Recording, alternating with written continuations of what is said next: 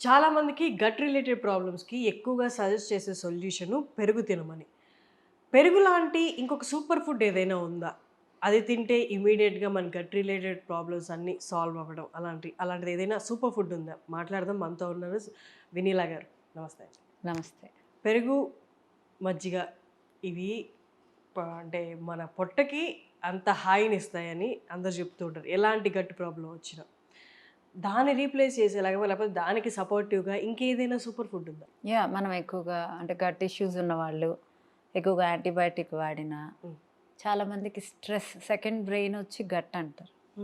నా మామూలుగా ఎవరైనా డిస్టర్బ్ అయ్యి స్ట్రెస్గా ఉన్నప్పుడు కూడా గట్ డిస్టర్బ్ అవుతుంది. గ్యాస్ ఫామ్ అవటం, కొంతమందికి వాష్రూమ్స్ ఎక్కువగా అవ్వటం, ఫ్రీక్వెంట్గా కొంచెంగా వెళ్తూ ఉండడం వాష్రూమ్స్లోకి వెళ్తూ ఉంటారన్నమాట. సో ఇలాంటి వాళ్ళు కర్డ్ తినచ్చు. కర్డ్ పడని వాళ్ళు అలానే కర్డ్ లాగానే ఆల్మోస్ట్ వర్క్ అయ్యేది మునగాకు, మునక్కాయ. సో ఈ మునగాకుని ఎంత బాగా తీసుకుంటే అంత మంచిది మన గట్కి. ఓకే. సో మునగాకుని కర్రీ చేసుకోవచ్చు, కషాయం కాచుకోవచ్చు, జ్యూస్ తీసుకోవచ్చు తాగేవాళ్ళు. కొంచెం లెమన్ పిండుకొని కొంచెం కొబ్బరి వేసుకుంటే టేస్ట్ బాగానే ఉంటుంది. ఓకే.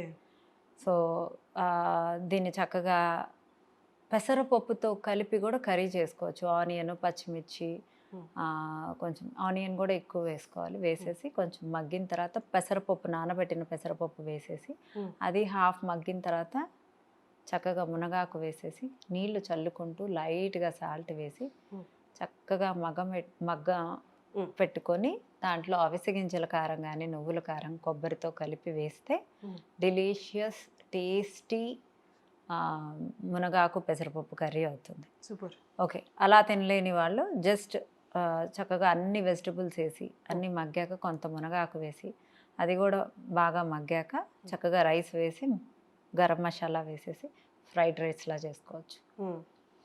కొంతమందికి అంటే అదర్ కంట్రీస్లో వాళ్ళకి ఎక్కువ మునగాకు దొరకదు, అసలు అవైలబుల్లే ఉండదు. అలాంటి వాళ్ళు మునగాకు పౌడర్ని యూస్ చేసుకోవచ్చు.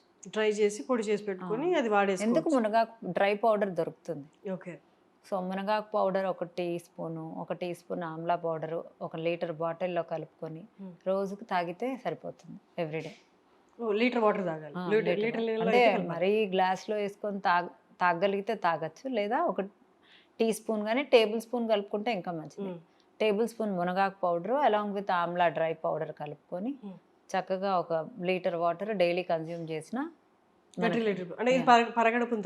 డే మొత్తం తాగొచ్చు. ఇది మన గట్ని హ్యాపీ చేస్తుంది.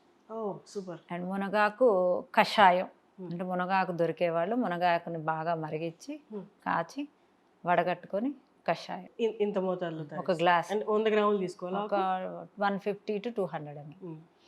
లేదా మునగాకు జ్యూస్ తాగలను అన్నవాళ్ళు మునగాకు, ఉసిరికాయ లేదా నిమ్మకాయలు వేసి కొబ్బరి వేసేసి మిక్సీ వేసేసి చక్కగా క్లాత్తో వడగట్టుకొని చక్కగా 1 గ్లాసు తాగటం. ఆనందంగా చెప్తున్నారు. అవన్నీ వింటే లేదు, టేస్టీగా ఉంటుంది. కొబ్బరి మిక్స్ చేయకుండా తీసుకునే దానికి కొబ్బరి మిక్స్ చేసి అంటే పచ్చి కొబ్బరి ఇంత వేయచ్చా? ఇంత వేయండి, ఎక్కువ వేసుకోవచ్చు. ఓకే. సో గుడ్ ఫ్యాట్స్ కూడా. కొబ్బరి పాలైనా పోసుకోవచ్చు. కొబ్బరి పాలు కొబ్బరితోనే వస్తాయి కదా, మనం మిక్సీ వేస్తే అది మనం కొబ్బరి ముక్కలు వేయకుండా బయట కొబ్బరి పాలు రెడీమేడ్, అందులో మళ్ళీ పెస్టిసైడ్స్ ఉంటాయి. అసలు ఎందుకు? ఫ్రెష్ హోమ్ మేడ్ డ్రింక్స్ అయినా ఏదైనా. సో కషాయం తాగచ్చు, జ్యూస్ తాగచ్చు, ఫ్రైడ్ రైస్లా చేసుకొని తినచ్చు, కర్రీ చేసుకొని తినచ్చు. అండ్ మునక్కాయ సూప్ కూడా చేయొచ్చు.